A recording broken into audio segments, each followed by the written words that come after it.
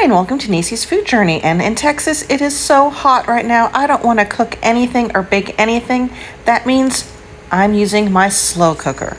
And today I'm going to cook one of my favorite things in the slow cooker, meatloaf. This is a very, very cheesy meatloaf. So here are the ingredients. Of course, you're going to need a slow cooker. I like to use 50% pork and 50% ground beef. This is very, very cheesy meatloaf, so of course there's going to be some cheese. I like cheddar for this.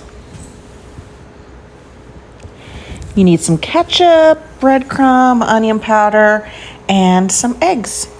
This couldn't be easier. Oh, and Spencer agrees. Forgot to mention I need a couple sauces, some Worcestershire and some steak sauce. And I add 1 egg per pound of meat, so in this case, about 2 eggs.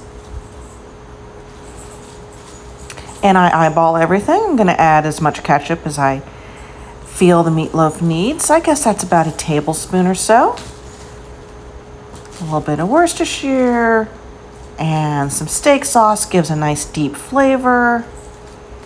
I'm gonna add a good amount of onion powder.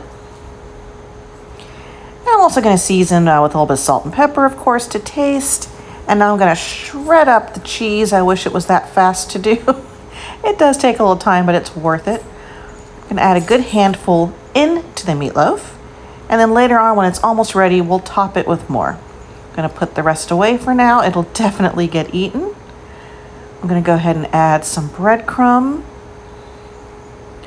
And I'm going to mix everything together. There you have it. I formed it into a loaf shape. Now I'm going to add it to my crock pot.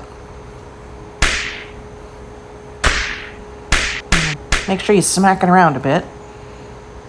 Makes it extra tender, right?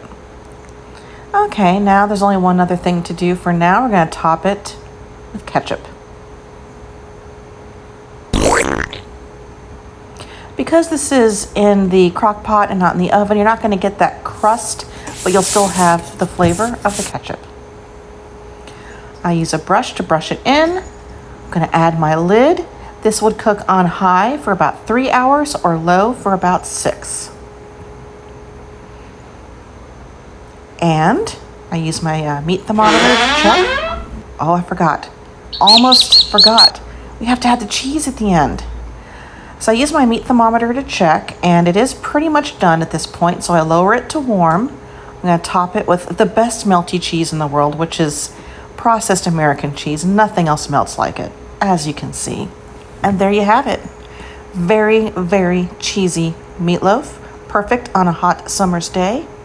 With a little bit of salad and some mashed potatoes. This meal is absolutely delicious. The meatloaf, as you can see, is very juicy. Very tender, very flavorful. Would also make a great sandwich.